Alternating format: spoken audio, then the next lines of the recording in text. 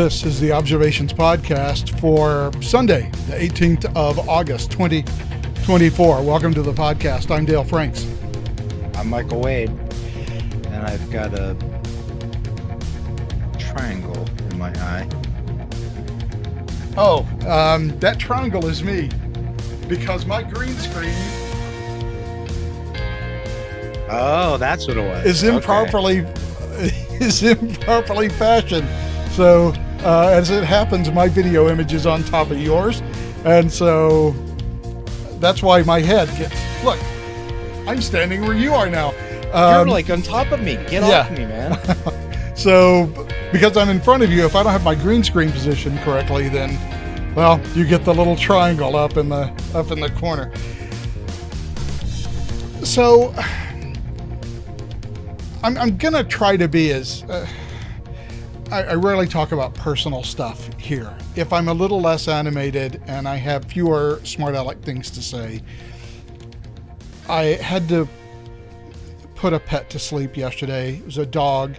He was born here 15 years and 8 months ago, and we had to have the vet come by and put him to sleep yesterday. So I am not in the greatest of moods, and I'm certainly not in a happy mood tonight. So if I'm a little subdued, that's it. And that's all we're going to say about that.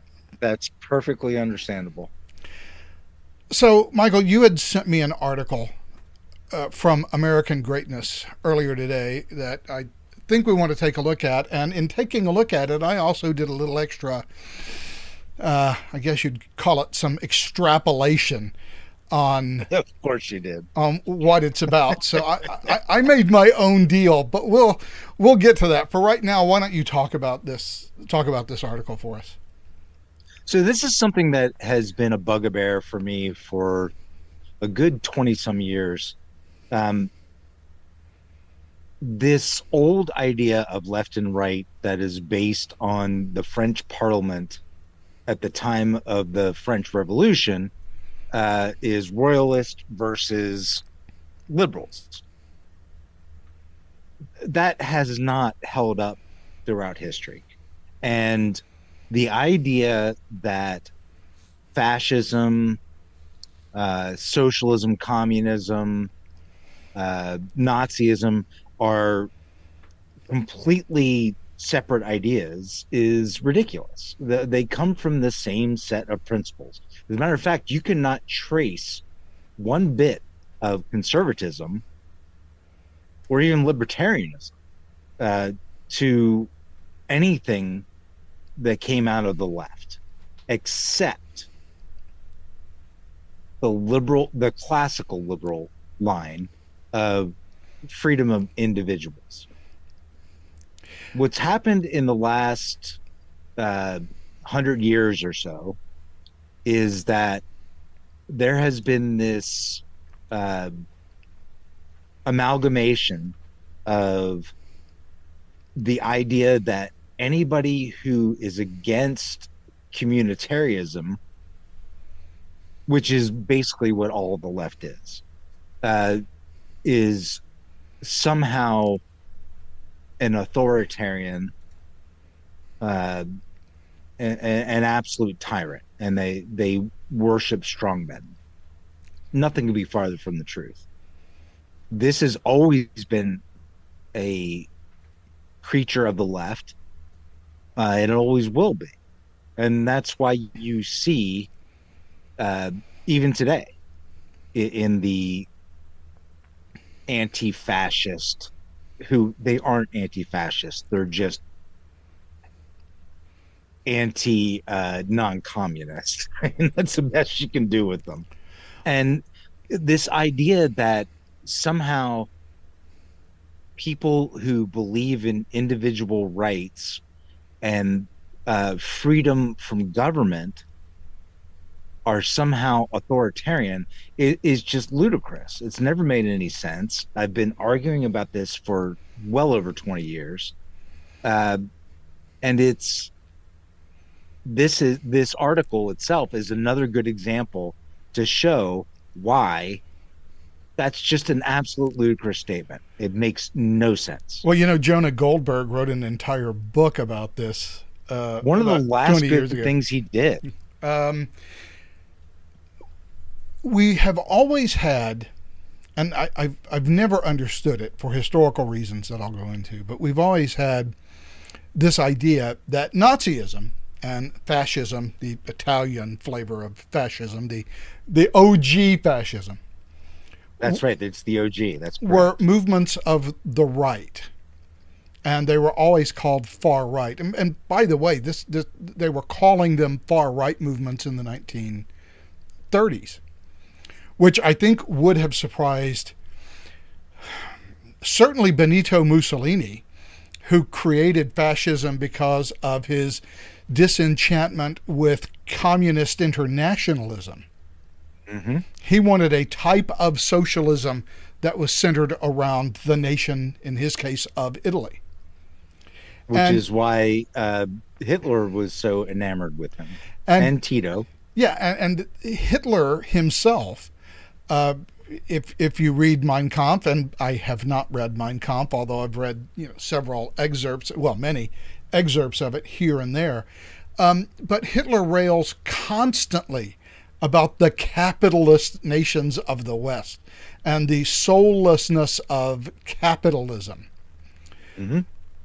So these were not, free market movements. These were not right-wing capitalist sort of freedom-based movements, or even they were certainly in some sense socially conservative. But they were both movements of the left, and they were both specific. Yes. Both of them were communitarian movements, whether you call it, as the Italians did, the nation, or whether you call it, as the Nazis did, die Volk, the folk, Yeah, right. the people. Folk, right. Yes. It all comes down to this communitarian sensitivity, which it shares with communism. And Right. in both cases, both of them were keen advocates of using the state to control both economic and personal freedom, and to strictly limit the area of economic and personal freedom that you could have. Yeah, they were both grown out of Marxism. Mussolini was an out and out socialist during the war. He changed his mind afterwards because he didn't think international socialism could work. Oh yeah, Mussolini was a big commie in the teens. Yeah, that's right. During the war. And he emerged from that with the idea that, what he really followed was syndicalism, and the idea of promoting a new myth. The idea that if we make Italy, and Italy, people don't understand this. Italy didn't even come into existence as a country until the 1880s. All right. So it was still a fairly new country as far as like a unified place. Well, I think the initial unification was in 1865 or 1866. Well, Garibaldi didn't. It wasn't formally unified, though, I think, until like 1881. But I mean, but there were several different Italian states that at some point, starting in the 1860s, began to subject themselves as vassals to the king of Italy. Yes, that's right. And it took a while. It wasn't a fully formed state until much later. It hadn't been a fully formed state for very long once Mussolini came around in 1922 and got elected.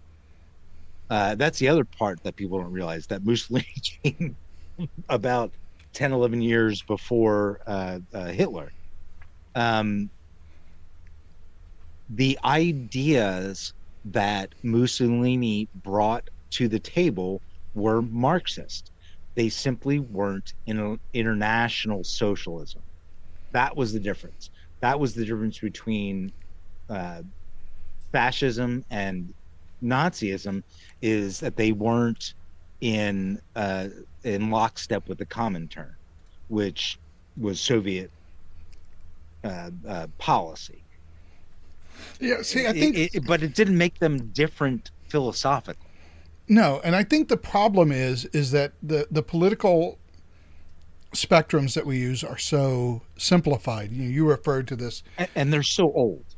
Yeah, you referred to this left-right spectrum that we use as kind of a broad brush. And I think it is so simplified as to be useful. Several years ago, the libertarians came up with this idea where we would talk about whether we were politically authoritarian or democratic, and whether we were radical or socialist, it makes more sense, or right? conservative. And this makes a little more sense. Um, it does give us a fuller spectrum, but it has a problem because it still goes with this left-right spectrum here on the horizontal axis. So, communist over here and fascist way over here on the right. So, yeah, this on the left and this on the right. But I saw your article when you sent it to me today, and I started looking at these political spectrums to think of maybe there was a better way to illustrate it. And so I did a little work this afternoon after you had texted me. And I came up with this, and I think I'll probably draw this back down here so it's a little bit lower. Well, maybe it shouldn't be that low. Maybe it should be right there. And this is what I came up with, and I'll go ahead and move this over here so that we can get a better idea of it. I think a more realistic political spectrum that makes some sense, and we can, by the way, argue about how quickly and how deeply we shade from the white of theoretical perfect freedom to the deep red of no freedoms whatsoever. But when you look at nations and their political and economic systems in this way, it gives you a much different view of the level of government control that you have. And so I would posit that in Nazi Germany, there was significantly more economic freedom than there was in the USSR, but both of them, in terms of personal freedoms, were very, very constrained. There was certainly no political freedom whatsoever None. in each of those two systems. And although the state carefully watched you for, anti-Soviet or, anti-Nazi activities, there was some personal space where you could live and work, where as long as you kept your mouth shut and your head down, They you could never didn't. have enough people to actually cover all of Yeah, there were those not enough Gestapo spaces. agents to come knocking at 2 a.m. In the modern world, we have countries like Singapore, which very little personal freedom in Singapore. Right. But a lot of economic freedom. But more economic freedom. And in fact, this may not be quite high enough on the vertical axis to give you an idea of the sheer amount of economic freedom that you have in Singapore. And if you want to look at some Western nations, I would posit that Sweden has more economic freedom than the USA, although somewhat less personal freedom. The UK, somewhat less both personal, especially over the last... And it's moving down, unfortunately. Yeah, and it's moving further and further leftwards on the personal freedom spectrum. And then the USA is kind of up here. And sure, there's a lot of room, I think, to move for both personal and economic freedom in the USA. But this type of scatter plot, I think, is a much better political spectrum because it does, at the very least, group like and like in terms of the amount of government control that is imposed on both your personal freedom and your economic freedom. Well, I was going to say that Hayek and Friedman and even Mises would agree with the scatter plot, the way that this is framed.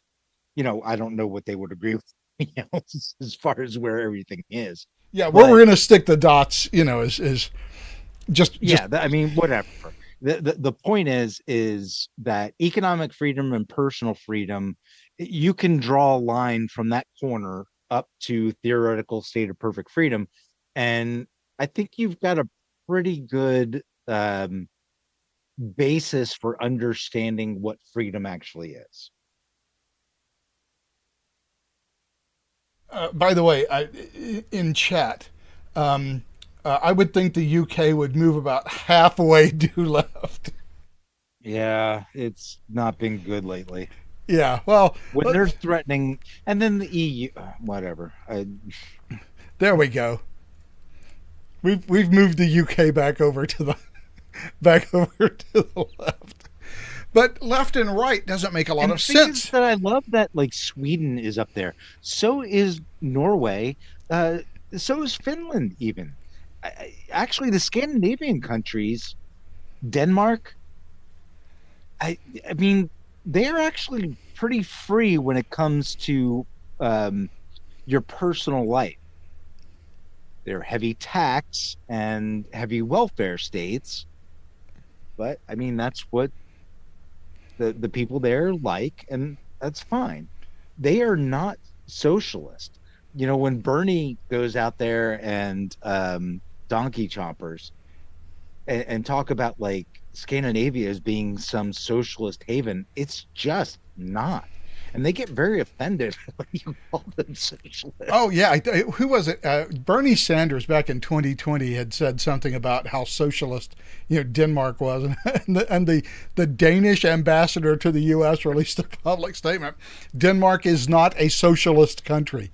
And they're not. They aren't. They are a big welfare state. While Denmark That's has true. while Denmark has generous welfare benefits and does tax relatively highly to pay for those benefits, Right. by almost any measure, Denmark has a less restrictive, less regulated, and A very open economy. yeah, very open economy. You can start a business in Denmark, but again, and Sweden the same way. Finland Yeah. also, Norway. Well, probably Finland less so, but Norway. But in general, Finland this is a little bit less so, yeah, but but yeah. generally the Scandinavian nations have very open economies with relatively little regulation or red tape to prevent you from starting any business that you want. You're Right. going to get taxed just like everybody else is at either 40, And you're 50, going to or be taxed a lot. 60%. Yeah, most people don't realize that the fact that they tax high and that they have a generous social welfare system does not make them a socialist system. They exercise significantly less control over your economic life in the Scandinavian countries than the United States does, and certainly less than almost than any other nation in the EU. Oh, absolutely. Less so than any place in the EU.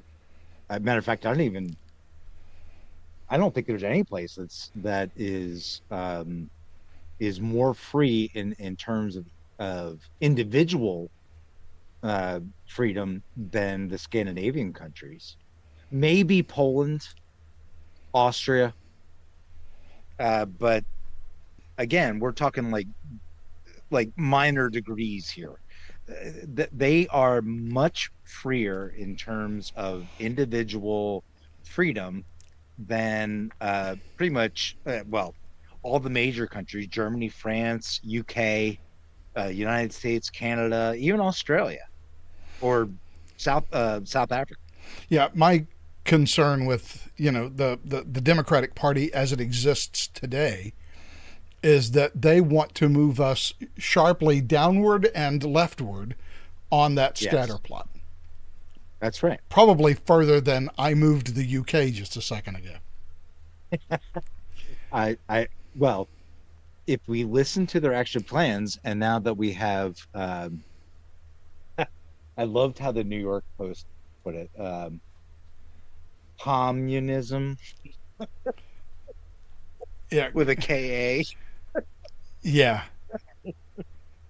A. Her economic ideas are, well, the parts she hasn't borrowed or stolen from Trump and Vance are straight up Bidenomics and socialist agitprop. they are not, however, being presented that way. Not bad. which by the is media. No. which is one of the other interesting things about this. There's a guy that's been doing, Tim Murtaugh is his name. I don't I know him. I don't particularly know who the guy is, although he does do some Washington Times op-ed stuff and things like that. And he's been taking a look at how the media has been handling various policy proposals, and he says In the juxtaposition. only sharp-eyed readers will be able to spot the difference in the coverage of these events. And let me kill this window capture of my little drawing that I made. So here's one. Vance wants to raise the child tax credit to $5,000. Here's why that could be difficult. Same author, Kate Dorr, CFP. Like 3 days later. 3 days later, Harris calls for expanded child tax credit of up to $6,000 for families with newborns. Oh my God. Okay, interesting. Here's another one. Kamala Harris. This is the best one. Kamala Harris is rolling out a new policy position, saying she'll fight to end taxes on tips for service and hospitality workers. Now, from 8/12/24, by the way. I just want to point out that date. From 6/17/24, former President Donald Trump's vow to stop taxing tips would cost the federal government up to $250 billion over 10 years, according to a nonpartisan watchdog group. Interesting Thank coverage God for the differences. media. By the way, for a government that spends $6.2 trillion a year, Mm-hmm. $6.2 trillion, $250 billion over 10 years Yeah, it's is $25 billion a year. That's a drop in the bucket. We spend more than that on foreign aid. That's a rounding error at $6.2 trillion. And it's not even right. That doesn't even, we talked about this last week. That doesn't even make any damn sense. That is $6,200 billion. 25, do the math. What is 25 divided by 6,200?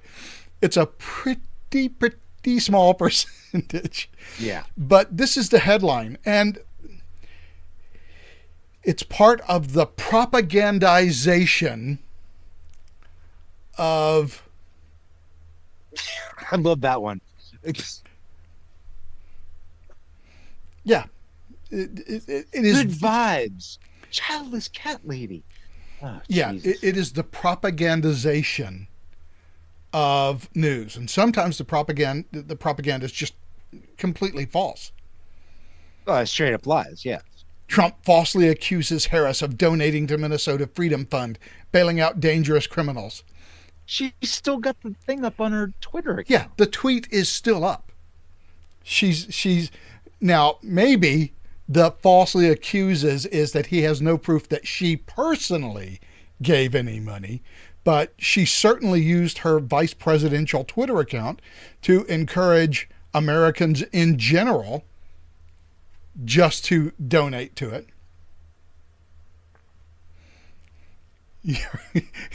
You heard of Trump's no taxes on tips? This is going to blow it out of the water. Kamala's no taxes on tips. I mean, it's just unreal. And there is just simply no honesty in the media anymore. No, for 20 years, I don't know when almost, there was, but for 20 years almost, Glenn Reynolds has been saying, if you consider the press to be Democratic operatives with bylines, right, a lot of stuff begins to make sense. Yeah, that's true. I just don't understand how anybody can look at the way the media reports it. And sometimes the same author within days.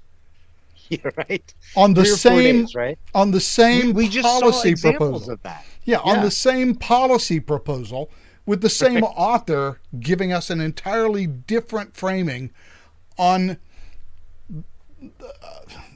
a policy where actually Kamala Harris is actually wanting $1,000 more on the tax credit than J.D. Vance asked for. Well, that was why it was better.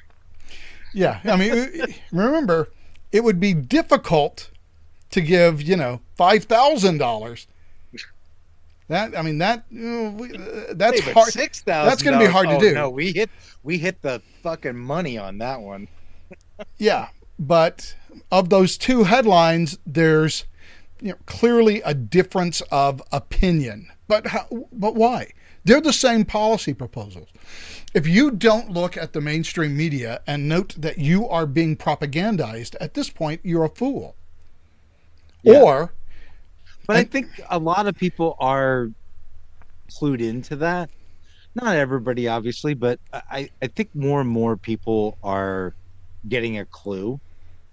Um, I don't know if it necessarily changes minds. Trump is an incredibly polarizing person, right? Um, so I mean, he's got to deal with that. But people are learning, I think, and this is why the media is failing and going out of business, is they don't tell us the truth. They don't even try to tell us the truth. well, I think there's an additional problem on top of that. I have a little more pessimistic view, I think, on this than you do. Oh, really? Shocker. Because, yeah, shocker. Because I think there are a large number of people, certainly a significant minority, perhaps even a majority, who are perfectly happy being propagandized. Indeed, they want to be propagandized. It tells them what the acceptable opinions are that they can have and that You're they talking can about express. the boomers. Oh, I'm talking about everybody. I think this is not strictly related to the boomers. But I think there are a lot of people who look at the news and subconsciously or not use it as a means of determining what polite opinion is, and they want to fit in with what they believe is the prevailing opinion. The water cooler talk, right? Yeah. Sure. And so the one in their context, the one good thing the news does is tell them what the limits of acceptable opinion are. And I can't disagree with that,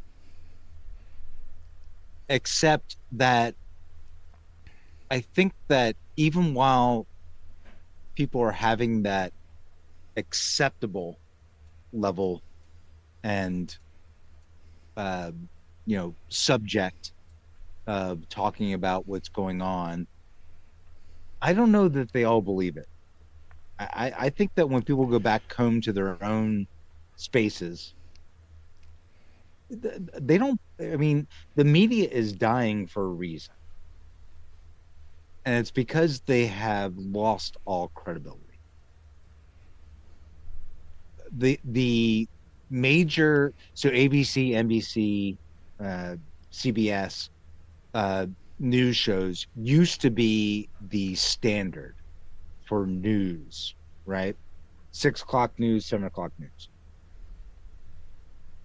They have lost so much share, and it's been a long time, like 40 years or so, that they don't even make money. They're loss leaders, right? They're supposed to be the but look, they always were, and they were always supposed to be. I mean, that was the deal that the networks made with the federal government in the 1940s, especially when TV came along in the 1950s and 1960s. and you had the Fairness Act or whatever it was, or not. It wasn't even an act. The Fairness Doctrine from the FCC. But it is interesting, and you can actually go on YouTube and look at old newscasts, and the level of objectivity that you see in the average news broadcast from the 1950s or 1960s compared to today is like day and night. There was a There was a commitment on the part of the networks to, and this, like I said, this was the deal they made with the FCC. We will use news as a public service, And we don't care how much money we lose on the news division because we'll make it back up on the entertainment side anyway. But we will provide straight up news as a public service. In the 1980s, that changed. And networks began to demand that the news divisions make money. And of course, once the fairness doctrine was gone, and I'm not going to get into a debate on the pros and cons of the fairness doctrine, but once the fairness doctrine was gone, the news services began to realize slowly over the 80s and 90s that the way to make money in this business was to find an audience and tell them what they want to hear. Yeah, That was Fox News's explicit. Well, and there was calling nothing card. else out there for conservatives or rightists. I don't know. What's it's from Turn It Up to 11.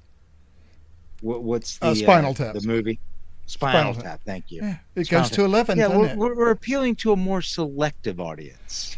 Yes, but it's an audience that we know will pay us money. So when you turn on, Fox News or Newsmax, there's a lot of commercials for, investing in gold, or the, the Donald Trump, the one I'm seeing on Newsmax now, the Donald Trump $2 bill.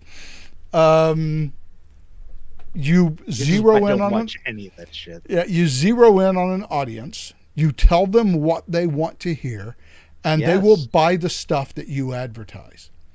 Yes. And so from about 1990 to about 2010, so there was about a 20-year period where we began to see the evolution not only of Fox, but of course the start of Newsmax, MSNBC going completely progressive. You tell the people what they want to hear. Lawrence O'Donnell will never have a show on Fox, and Sean Hannity will never have a show on MSNBC, because that's not the audience we're reaching out to. And so basically, everybody has picked an audience. Everybody's decided. Everything's been bifurcated. Yes. And it really, I think reminds me. I don't think that's the I think that's a media response to how people are. We've been talking about this for years. Well, literally, it's a reversion back to the way the media was in the 19th and 20th centuries in this country. That's right, where they were, but at least the media was open about who they were. Yes, when you name your newspaper the Arkansas Democrat, we have a pretty good view of whose party's policy your newspaper is going to support. And that is how it used to work. And that was fine. And I literally don't have a problem with the way it works now. I have no problem with it. Except for the fact they're not telling us openly. They're still telling us that, hey, we're the fair and balanced. Yeah, we're the same guys we were in the 1950s and 1960s, where we were actually throwing things straight down the middle. We're still doing that. Yeah. I mean, this is why I pay no attention to TV news. Yeah. It's useless. But they're glomming on to this really very brief period where, Walter Cronkite could, in fact, be the most trusted man in America, because everyone shouldn't have been. Yeah, but everyone trusted that he was telling us the news the way it was, straight down the middle. And that's the what's his face, Monroe? What's his name? Murrow. Ed Murrow. Yeah, Edward Murrow. Yeah. Yeah, and Ed Murrow was the guy who was the straight down the middle guy. And he basically built CBS News. But as soon as news had to start making money, and it was no longer a public service, and didn't need to be, because the FCC didn't care anymore, and there was much less regulation, and we can, point to Ronald Reagan as the reason for that, by the way. This massive deregulation of communications, not just Reagan, but Bill Clinton as well. And Jimmy Carter. So what we have now is a propagandistic news organization Just as the news organizations were propagandistic at the end of the 19th and early 20th century, William Randolph Hearst told his correspondent in Cuba, don't worry, find me an incident and I'll give you your war. And right. by God, he did it. That's how the Spanish-American War got started. The USS Maine blew up at harbor in Cuba from what is undoubtedly a steam explosion on board the ship itself. And of course, we blamed the Spanish for sabotaging the Maine in Cuba because remember the Maine Spanish. Looking back on the Spanish-American War, it doesn't make sense. But reading a Hearst newspaper, they had a perfectly good explanation as to why the Spanish blew up our battleship. It was the Monroe Doctrine, and it's interesting. So, not the last time, but about 4 weeks ago, I was in California. We went up to Central Coast, went to the Hearst Castle, and there is nothing, not even a mention, not even a logo, nothing about Citizen Kane. So we watched, my daughter and I and my wife, who we were the ones who went on the trip, and we watched Citizen Kane last night. And I was also trying to explain to them that, like, in film history, this was one of the most innovative movies ever that we just take for granted now, all these things that they do. But they were like, oh, wait, yeah, we learned about that when he did this and he did that. I was like, yeah, that's why we saw nothing about Citizen Kane. Because Citizen Campaign was a biopic of William Randolph Hearst. But it does, by the way, underscore one of the dangers of a propagandized news organization, and that they do have the power to sway public opinion. Except well, let me ask you, do you think it's harder now to do that because there's so many different sources of information versus, say, in William Randolph Hearst's time, early 1900s, where he owned 36 newspapers, like 16 radio stations, and actually even had a movie studio? I think it's much harder now because there's a lot of competing information. Yeah, I think one of the reasons why the news is becoming increasingly propagandized is because they are trying to milk that more selective audience, as you put it, right, to the greatest degree that they can, because there are simply too many options now for people to find news. We're still in the beginning of something that I talked about a year ago, this crossover that we're having from the book age, where there were a limited number of informational gatekeepers. Yeah, that's right. The information I age. remember you talking about, actually, that was a really good framing of what's going on, from the book age to the pure computer information age is what I called it. Yeah. Because we now have access to that. We're in a period, I think, of a lot of ferment here, because most of us grew up during the book age.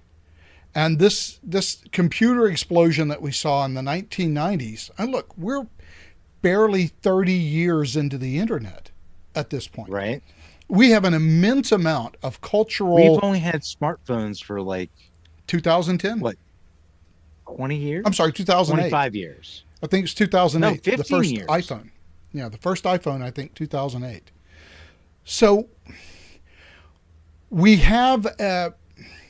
we grew up in an environment where there were a limited number of informational gatekeepers, and we didn't have access to all of the information that we have today.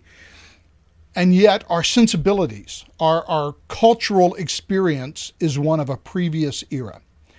And I don't think we will, I'm reminded of, I forget who it was. It was a historian who was asked, actually, it wasn't a historian. I think it was Chow En-lai, the foreign minister of the People's Republic of China in the 1970s. And someone once asked him about the result of the French Revolution. He'd given a speech about it. And someone asked him what he thought the results were of the French Revolution. And he said, well, it's too early to tell. Which in a long-term historical view, if you would have asked somebody 30 years after Gutenberg brought movable type to Europe and started printing, and books began to be printed. So, So we're talking the 1450s there. Yeah, so if in 1500 you would have asked somebody, well, what do you think the result of all this book publishing is going to be? Right. No one. How much information would you have? Yeah, no one would have been able to predict the Renaissance, the Enlightenment, the rise of liberal democracy, the concept of rationalism, of natural rights. Yeah, all of that was still in the future. People were still trying to learn what the book age was going to be like and unlearn what had been really since the fall of Rome, the church age in Western Europe, where the church was the source of truth. And the church was the gatekeeper for, and in fact, everything that was published in Europe was basically held to the church as a protector of the church. Exactly. And so we are now just 30 years into the information age trying to figure it out. We don't know what the ultimate result of this is. And we are in such a period of ferment, which I think, by the way, is why our politics are so freaking cockeyed. We have, on one hand, we have learned the truly, not just deep, but pervasive level of corruption that permeates all of our government agencies, to an extent that we were not aware of before, we could not have been aware of before, because we simply didn't have access to that information. And we can see that the government we have is basically one of self-dealing, and I think this is true in all of the governments in the West. Not a government of, assuming that this golden age ever did exist, a government of trying to ensure that the policies that they implemented would do the greatest number of good for the greatest number of people. That no longer seems to be the case. It is definitely more self-dealing than public service. I absolutely agree with that. And by the way, just simple question. If the publication of books and pamphlets was not possible, would the Protestant Reformation have been able to occur? No. And so with but you're talking 100 years now. Well, 75 years between Gutenberg and movable type and Martin Luther nailing the 95 Theses to the cathedral. Well, he wrote those down in hand. At Worms. Well, he wrote them down in hand, but they were immediately copied and printed and distributed all throughout central Germany. I mean, it changed all of Europe in less than 10 years. It was monumental. If it had happened... And then the Counter-Reformation was also monumental. Yeah, this caused turmoil for 200 years. Yeah, 300 years. The 100 Years' War that depopulated the Germanys. Right. All because of the printing press. We simply don't know what the results of the information age are, but what we are witnessing right now, both politically, culturally, and socially, and to a very large degree economically, an attempt at the old book age gatekeepers to maintain their power while at the same time the democratization of information is making that ever more difficult. And the That's a ability good way to put it, actually. I like the way you put that. and the ability of the book age elites to do that, and it's really interesting. I would argue that the people who run Google are book age elites. I don't think they truly understand what it is they have created. And so they are now trying to tweak the algorithm so that we only see the things that they want us to see. Right. But over the long term. No, that's a really that's a great framework. I really like that conceptualization of what's going on, because it gives you the longer view, and it does encapsulate what's gone on before and what's going on now. Now, the only horror I would have is that I think things happen faster now. I think the changes go much more quickly. I'm not a fan of that, but I do think they do happen more quickly. Well, that's a blessing and a curse, because as you know, the change towards more democratization of information is going on, we have an immediate ability to undertake a counter response, a la Google, tweaking the algorithm to ensure that we don't actually have access to that information. And this is where Elon Musk is really fighting hard, and I respect him for this. He's a weird motherfucker. I just love him. I think he's just awesome. I don't know why, but he would be one of the people I would invite to my 10 people at a dinner thing. Yeah, so in 10 years, I mean, and here's the thing. You know, in 10 years, will Google even exist? We don't know, because this rate of change has accelerated and is being accelerated by the fact that we are in the information age, which brings us back to... Who was the guy that came up with the what's the principle? You know what I'm talking about, like how things change that quickly with the internet age. Well, I think you're probably referring to Moore's law, which is that the amount of processing power doubles. Yeah, that's what it is. It's Moore's law. Yeah, every year and a half. The trouble with this big rate of change is that in the political arena, as people see these changes just piling up faster and faster, and they can pile up faster and faster because we have the processing power to implement change and the processing power to act in counter-revolutionary ways to try to reduce that rate of change. There's a lot of uncertainty in our lives now that simply didn't exist 30 years ago. And as a result, we don't even, and this is one of the things that gets me about this particular presidential campaign, and to a certain extent the last couple,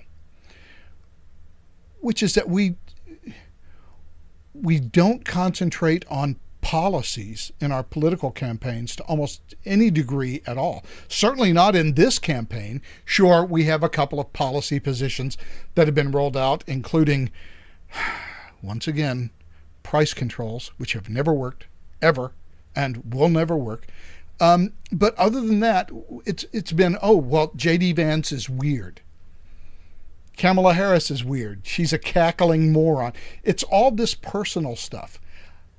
Yeah, it's more of a popularity contest than anything else. I think to at least a certain degree, one of the reasons for this degradation in our politics is the fact that we can now see, we have access to the information that tells us how out of control things are getting, and how all of the things that we thought were true are probably not true. Well, hold on for a second, Dale. There's a lot of uncertainty. We can make this simpler, I think. The president, whoever he or she may be, should not have this much power. I mean, it's really that simple. and again, this is something we've been talking about for years. I mean, literally like 20, 25 years. That is too much power to be in the hands of one person. Matter of fact, it's too much power to be in the hands of Congress. It's too much power to be in the hands of any federal agency, period. This is the kind of stuff that should be decided at the state level. We've talked about this. I don't even know how many times. I mean, it's kind of old salt, but I think it's just as true now as it was when we first started talking about it. I don't think that the presidential election should be very important. It shouldn't matter. It should be really kind of figurehead. I don't want presidents having all this extreme power. And I think that that's the problem that we have worked ourselves into, is that it's not we, it's Congress and the Supreme Court who have allowed the presidents to amalgamate this much power and arrogate it to themselves when they have no right to it. That's not how our system's set up. You know, and Dwight D. Eisenhower tried to warn us about this. Yeah. After World War II and during the Cold War, we built up the national security state. And because information was so hard to come by for the average person, we just assumed that the government was doing the right thing. And there was a level of trust in the government to do the right thing.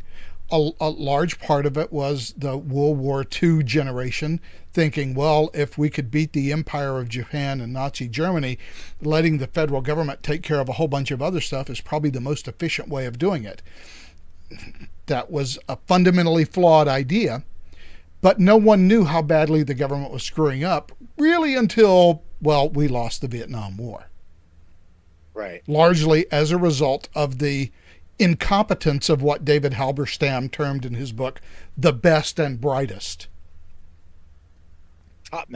Top men who squandered our ability to win the Vietnam War in any significant way. And by the way, it could perhaps be that the Vietnam War was unwinnable, and yet none of these smart guys could figure out, well, if the South Vietnamese aren't willing to fight for their own freedom, there's no real reason that we should do it for them.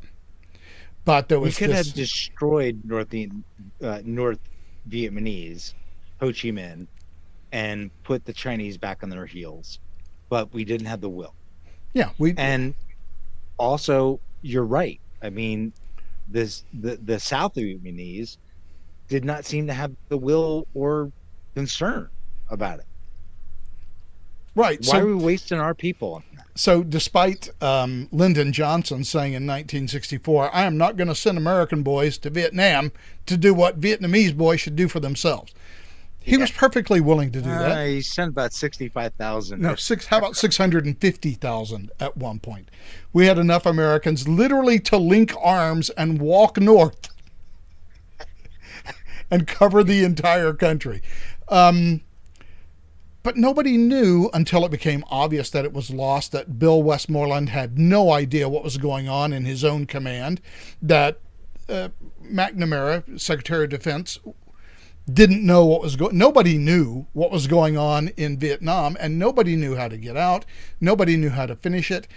Then in 1975, we had the Church Committee in Congress, who then revealed to us that for the previous 30 years, the CIA had basically been off running their own foreign policy, trying to kill Fidel Castro with poisoned cigars and whatnot. Just all kinds of, I think it was Bill Buckley, who I've quoted before, after an attempt of the president of Indonesia, Sukarno, failed. He said this had all the hallmarks of a CIA operation in that everyone in the room was killed except Sukarno. But it required a lot of effort now to get that information out to the general public. And we only learn these things in dribs or drabs, or, of course, as the result of a massive policy failure that was unhideable, like the final fall of Vietnam in 75. Yeah. Now we know this stuff much faster. And once a whistleblower releases something, it always gets released on the internet. We have this information. It comes at us much faster. So there's much less trust in government today. There is much more of a sense of uncertainty about what the future is doing, about how good the government is doing things. And of course, Kamala Harris and the Democrats, their answer is always, well, if only you gave us... Kamala, you racist. Yeah, look... It's as far as I know, I've heard her say Kamala Harris, not Kamala. I have heard her say it every fucking way that you could possibly pronounce that name. Yeah, I'm not sure what the deal is with that, but in any event, their answer is, well, I know we've had a lot of failures of government, but it's because the wrong people were in power. If you put me in power, that's right. And it's always the wrong people, and give me extra power, then I'll be able to fix the problem that was caused by having the power in the first place. Didn't Thomas Hobbes tackle this in Leviathan? Yeah, sure. I mean, this is not new. But that was theoretical. Now we're seeing it in real time. That was theoretical. And yet even he knew that you had to have people of virtue in place. And if you don't, well, you're just as screwed as you were before. And what we have learned over the last 400 years is that you don't have people of virtue in positions all the time, if ever. So you have to negate that policy. And that's what our founding fathers tried to do. They tried to limit the ability of the government to restrain us. Because the founding fathers allow our freedoms to be open. Yeah, because the founding fathers knew that the type of people that government power would attract are the same type of people who run for your HOA board.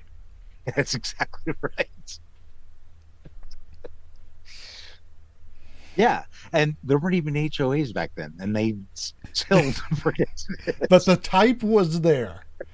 Because absolutely. Yeah, they knew that petty tyrants are a dime a dozen. You can find them everywhere.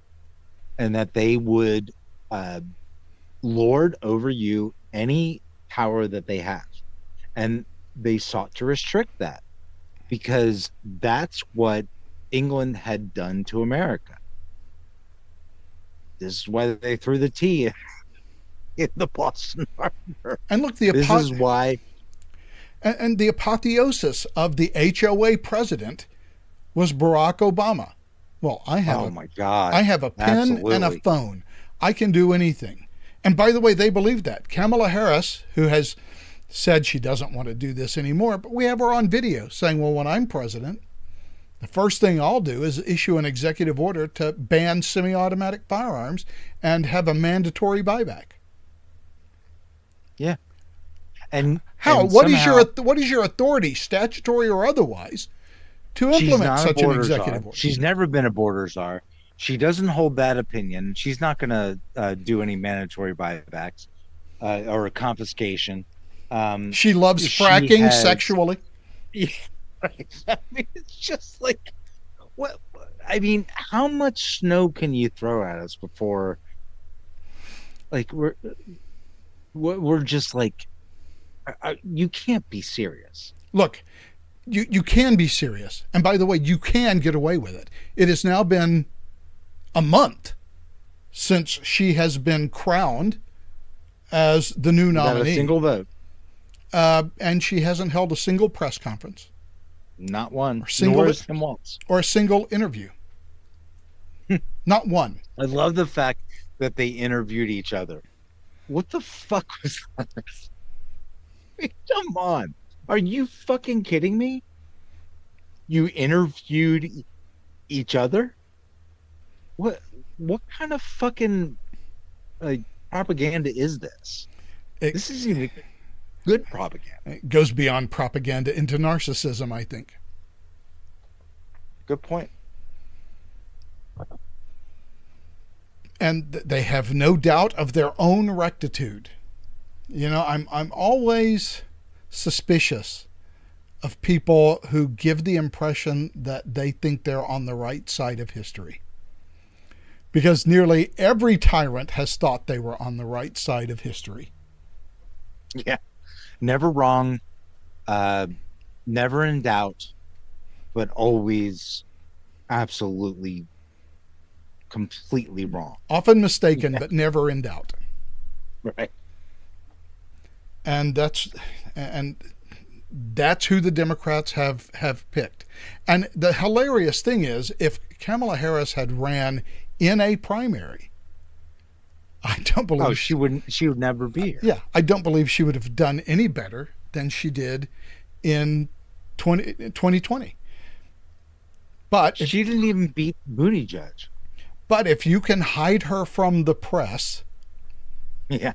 and Which is essentially what's going on. They're which is, doing yeah, the basement campaign. yeah, that's what's going on. She's running a basement campaign where the only public events where we can see her are those that she has scripted. Now, will she be able to pull that off in a debate? I don't know. But even at her scripted events, earlier Do you today, think she's actually going to do a debate? she says she is.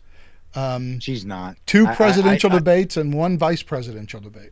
I think she's full of shit. I think she's. I don't think she's going to do anything.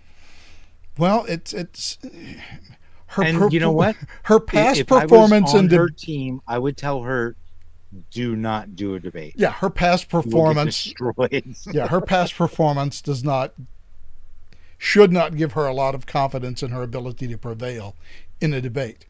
But as long as the press is supine and they are willing to let her get away with it, then she's going to get away with it. And so she can come out with like this price controls thing that she's come out with. Well, I'm going We to talked about this last week, right? No, we didn't because she only came out with it this week. This price controls thing, where she's first of all Which has she's never worked anywhere. she's actually come up with two things. One is the price controls. She's going to stop price gouging by grocery stores. By the way, Yeah, right. in 2023, the profit 1%, margin, 2%. the profit margins for grocery stores in 2023 was 1.6%. I can assure you that These are not large margins. I can assure that's their after-tax profit margin. I can assure you that grocery stores are not profiteering on grocery prices, not with a 1.6% profit margin. That means every dollar that they make, they get to keep 1.6 cents from Right. it. But of course, you always, which is, by the way, this is the commie playbook, always figure out who the wreckers and saboteurs are. Right. And- It always amazes me that people will support communism and socialism, same thing. And yet it's so easily subverted by these wreckers and like orders. It's like, well, wouldn't you like a hardier, more resilient type of economic system than one that is so easily wrecked by the hoarders and wreckers? Yeah, wreckers and saboteurs. That's the old Stalinist version of it. Her second policy is, well, I'm going to look at how much money you pay men and how much money you pay women. And I'm going to That's not going to work out well for her. and I'm going to fine you for every dollar in difference where men make more than women. Mm-hmm. Okay, are you going to fine us for every dollar in difference if women are making more than men? Bingo. If not, why not? And is that even constitutional? Yeah, well, first of all, yeah, is no, that even it's not. constitutional? And second of all, how do you figure that? Well, I mean, how do you figure what the right price is? What's gouging? What's too high? What's too low? Like, like, how do you figure that out? Governments over 100 years of history, actually more than that, have never been able to figure out what the right price is because they and Hayek wrote this. I mean, he actually did a really good job of laying this out. You And can't know. prior There's to too him, many inputs. and prior to him, his work was based on that of Ludwig von Mises and Mises, his right? monumental work, Socialism, where he Yeah. just goes chapter and verse in what I think would be called closely reasoned detail, to be polite about it. Well, Socialism is a yeah. hard He slog to get basically through. called socialism in that book the policy of jealousy and selfishness. Yeah, but the government cannot control the price mechanism, whether it's for labor or corn or anything else, because Even the Soviet Union can do this. the price of a good is what people are willing to pay for it at a particular point in time.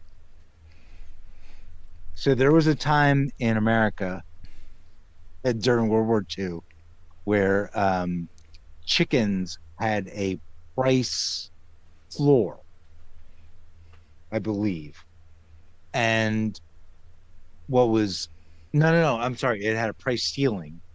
And then you had to buy the chicken skin for the extra amount that it actually cost to produce that chicken. So, and then that went actually to the Supreme Court. It, economics is not something that you can manipulate or mess with. It just exists. It is a thing. And pretending to mess with it only screws everybody, from producers to consumers. There's literally no in between here. You cannot identify a price without having consumer input. Period.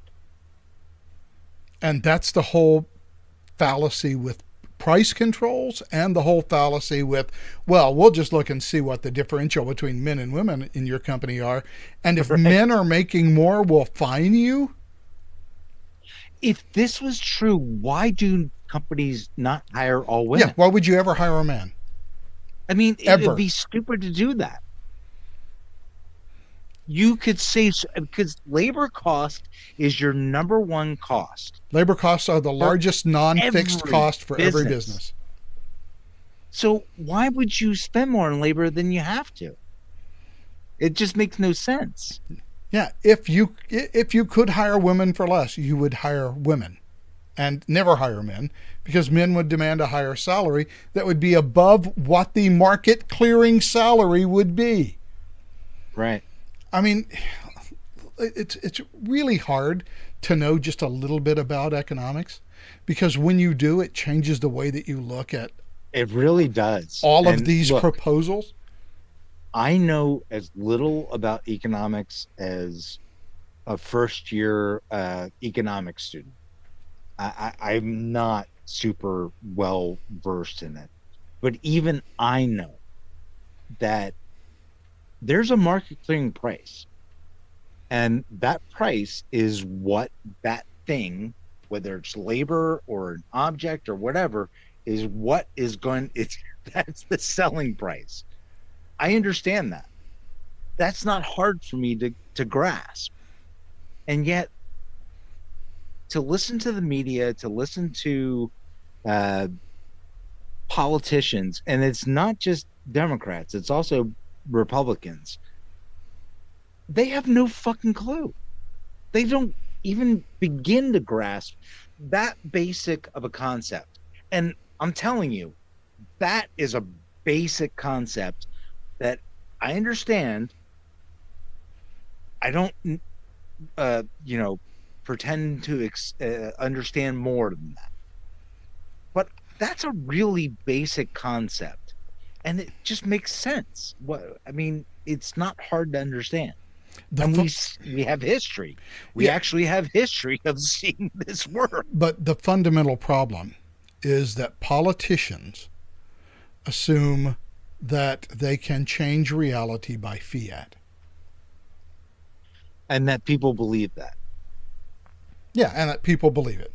Well, if only the government would do something. What? It's impossible. Why isn't there a law? Yeah. Why isn't there a law? Why isn't there a law? Why are groceries so much more expensive? Well, it's obviously because of profiteering by the grocery stores, because they're making that fat 1.6 cents on every dollar you spend there, rather than inflation is a monetary phenomenon. Always and everywhere. Always and everywhere. And if the government is producing a larger supply of money than is demanded, or that there are goods available to purchase it, then the price of goods will increase. I don't think that's such a hard concept to understand. If you throw more money out there, things are going to get more expensive. I don't like a larger supply of money means that these limited goods are going to cost more because there's more money to soak up. I like that's not a hard concept to me. I don't think that's a hard concept for most people to understand, but they're never taught it. No. All right, here's a question, Dale. Economics. Should it be taught in high school? Yes. I agree. Yes. The trouble is, look, I've taught economics at the college level. Yeah. The problem is that the methods that we use to teach economics are so mathified that I get that you lose sight of what economics tells you. Right. You lose the human behavior. Yeah, which is really what economics is mostly about. Look, the mathification, as you put it, of trying to explain that behavior. Right. So economics is a social science. Right. It is the science of human response to scarcity. And incentives. At its fundamental level. It is, well, yeah, you can rephrase that. I said it as the human response to scarcity. You can rephrase that on the other end. It is the human response to incentives. Both of those are true, although both of them illustrate a slightly different aspect of economics. But it is a science of human behavior. But yes, when you get assigned a macroeconomics class, for example, and you open up the textbooks, what you are going to be teaching your students, let's say GDP, right? Now, there are a lot of things that we could teach about GDP from a standpoint of principles. I think I read a book about that. Yeah. Slackernomics? Slackernomics. Yeah. I think it was Slackernomics. Yes, I have written a book on economics, yes. But what you actually teach is, well, here is how you calculate the 7 components of GDP.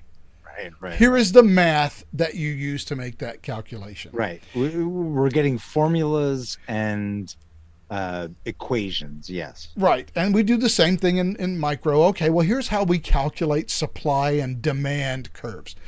All of which is, useful, but what we've tried to do at the college level, certainly, is reduce economics to econometrics. The mathematical underpinnings, which are literally the least important thing about economics. So, I absolutely agree. It would be great to teach economics in high school, but the way that we teach economics is pointless because we don't actually talk about what it means and have discussions about, if you want to talk about GDP, right? One of the components of GDP is government spending. And another component when we talk about goods are goods purchased by the government, like jet airplanes and cruisers and destroyers and missiles, all of which, by the way, are counted as durable goods. which Yeah. is Isn't that kind of crazy? which is true right up until the point the balloon goes They're up used. and you actually use them. And these items are often single-use goods. They become disposable. Right. So why in fact are we counting government spending as part of GDP rather than the output solely, the That's been value a of the long output? question in libertarian circles. I Yeah. remember having this conversation over at what's that British site? Samizdat. Yeah, Sammy's data. And good conversations. Very smart people over there.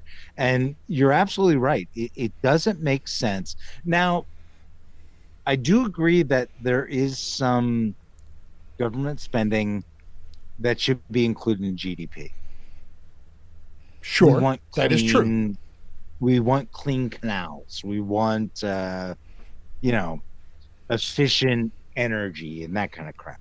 So, and we're going to spend money on that either way. If the government spends it for or fireplace, excuse me, you know, firehouses, firemen, police, these are things we're going to spend money on anyway. If we spend it through tax dollars, okay, I think that should be included in GDP.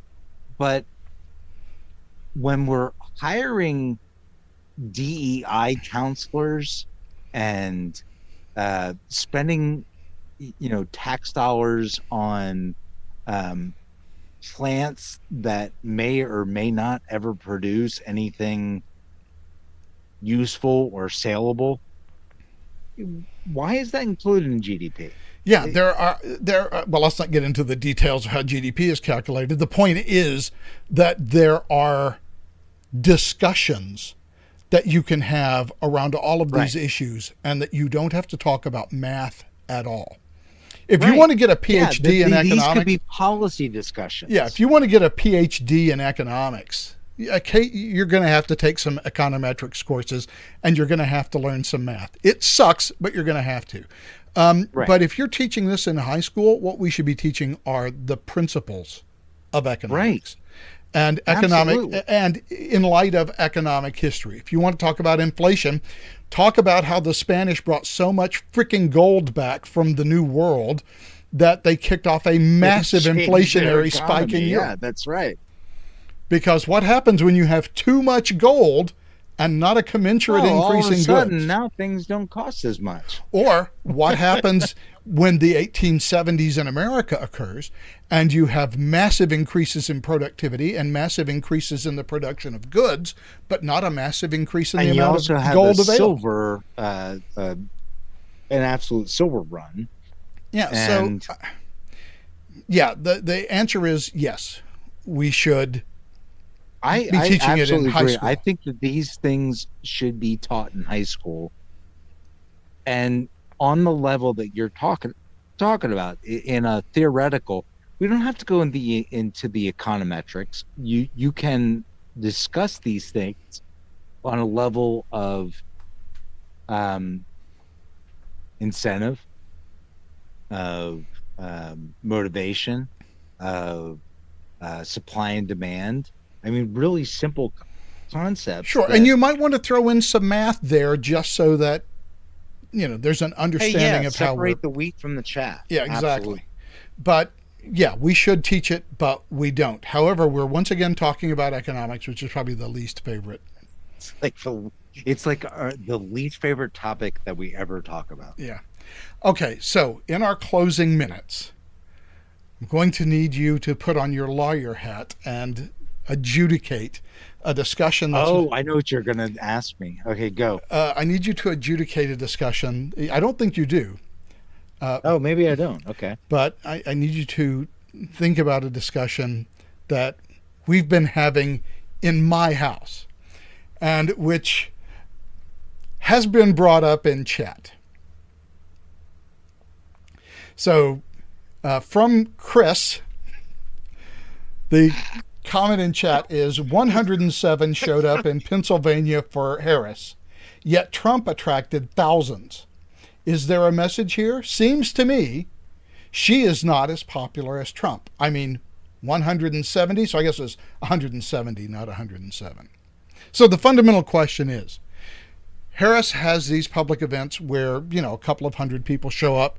Trump drops into town, or the same town or one very close to it, and 10, 15, 20,000 people show up. And what's the legal question? It's not a legal question. I'm asking you to question. I'm asking you to serve as a marriage counselor, essentially, in that my position is that there is a large number of people who dislike Donald Trump and who are going to vote for Harris without particularly liking her.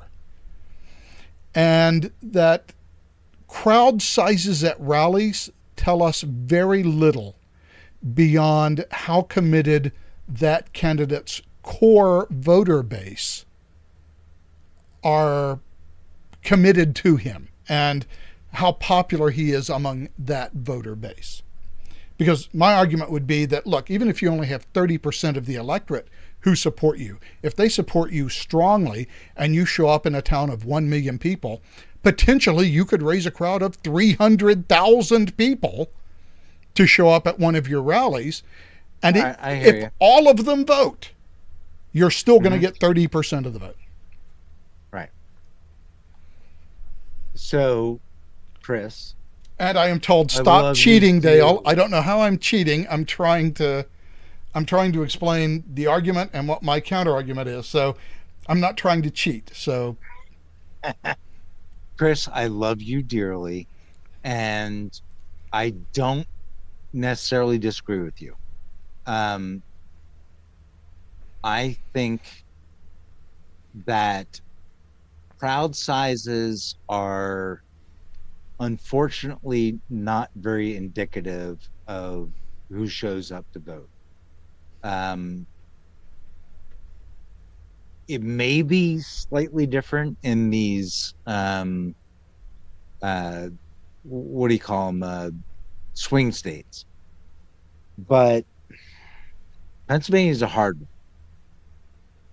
It's very, very divided, east and west, city to city.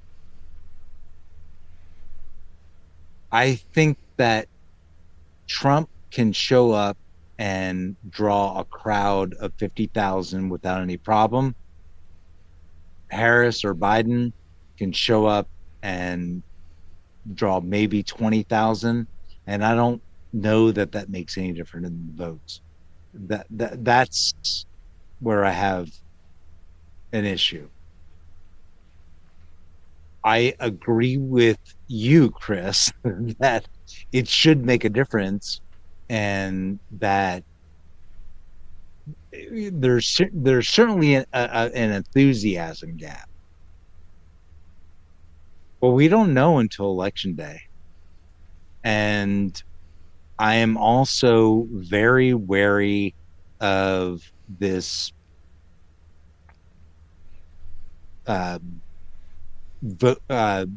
mail-in vote crap.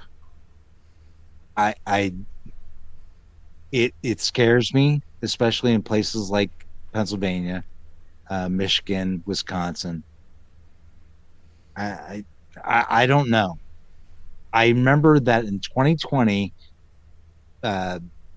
Trump was drawing close to like 20 to 50,000 people every single time he went out, and sometimes more. It didn't make a difference. And I don't know if that was because of cheating. I don't know if it was because he just couldn't rally people. I don't know. I just know that having a lot of people at your rally apparently does not mean much.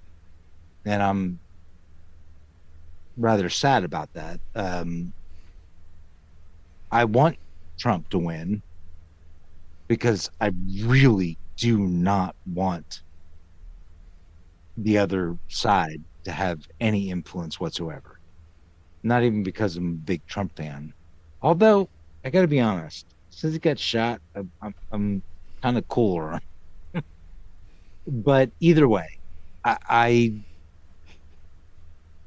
I hear your complaint and I understand it. I just I don't think I don't think these crowd sizes make a whole lot of difference. I haven't seen them make a lot of difference in the past.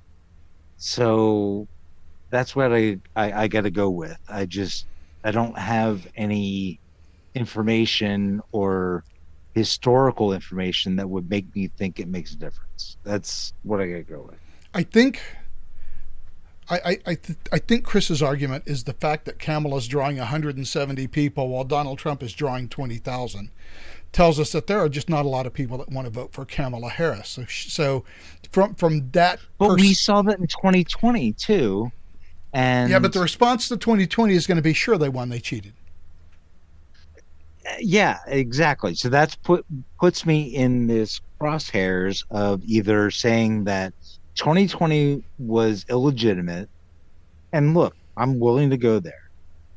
But I have no proof of that. I have literally no proof of that whatsoever.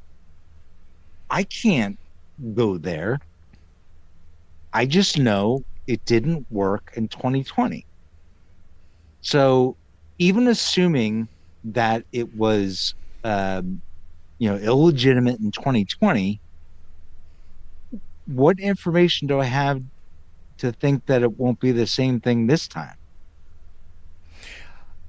I will say this about 2020. The fact that so many states allowed their election laws to be changed at the drop of a hat, to allow these ballot collection boxes that they'd never had before, the expansion of mailing in, and Pennsylvania being one of them. Yeah. Yes. And Arizona and Nevada. And all of the and Michigan. And all of the other things. I mean, even if there was nobody at the election center, manually entering bad votes. Right. The fact is there was no method of ensuring that the ballots that came in were ballots from people who, should have been voting. Hey, look, I totally agree with all of that. And look, if you're going to press me, I'm going to say that, yeah, I don't think it was a legitimate vote, but I have zero evidence that that's what happened. But I'm just guessing. I think my point would be that since 2020, first of all, that's not happening in this election. A lot of these changes that were made on an ad hoc basis have now been addressed by the courts. They've been declared to be unconstitutional. Yeah. Good point. We're back to status quo ante. Certain states like Georgia have completely rewritten their election laws. Georgia with the voter ID law, which, as you may remember, in 2022 or 2021 was essentially a return to the Jim Crow South. Right. In Georgia. Even though more black people voted in that election. Yeah, and so several states have come up with voter ID laws. I think 3 or 4 states have voter ID laws that didn't have them in 2020. The type True. of election we're going to have is going to be slightly different. Although, having said that, some states like California, who knows where those ballots come in. I don't think California matters as much because Democrats outnumber Republicans in California overall by 2 to 1. California and New York are going for they're going to Harris. Yeah, they're voting red no matter what. And in fact, in talking about 2016, and everybody talks about how Hillary Clinton won the majority of the popular vote. Yeah, because of California. Yeah. Absent California, Hillary Clinton would have lost both the Electoral College and the popular vote. So that's right. But I think, as you mentioned earlier, Donald Trump is a polarizing candidate. Yeah. And what we saw almost universally prior to Biden dropping out was 2/3 of the country don't want either Donald Trump or Joe Biden running for president. And that's another problem. Yeah, that's a big problem.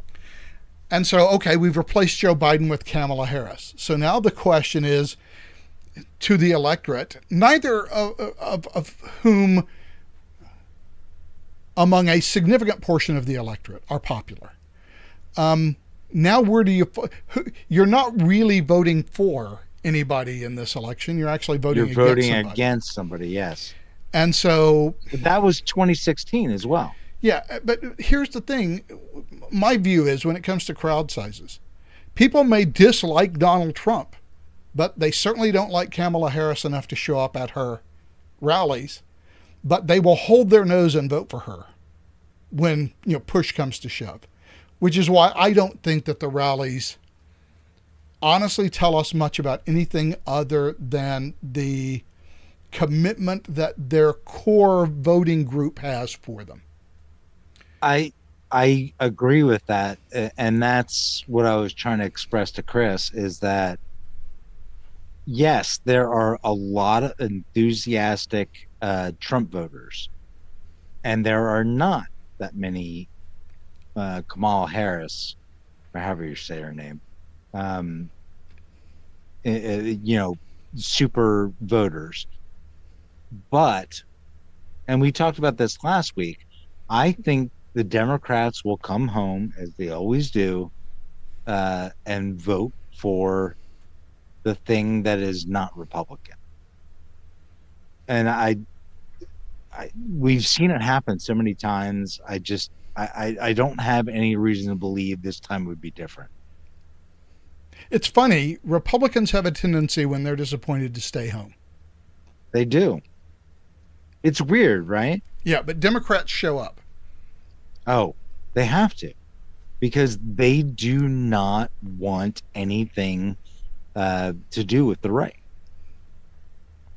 And so, even though, and this is what really kills me, is there a lot of people on the supposedly left who actually agree with things like abortion restrictions, actually agree with marriage being between a man and a woman, actually agree that this transgenderism push is over the top, and they don't want porn in their local schools, but they cannot bring themselves to vote Republican. And look, that's just the way it is. That's how it works. I can't explain it. I'm not going to even try. Yeah, we've explained it before. It's a religion. If voting Democrat makes me a good person. There is a lot of that, right? The virtue signaling. Yeah. If I voted Republican, I would be a bad person. Right. And so even if the Republicans say things I agree with, well, I know they're a bunch of Nazis. And since they're a bunch of Nazis, well, I simply can't bring myself to vote for them.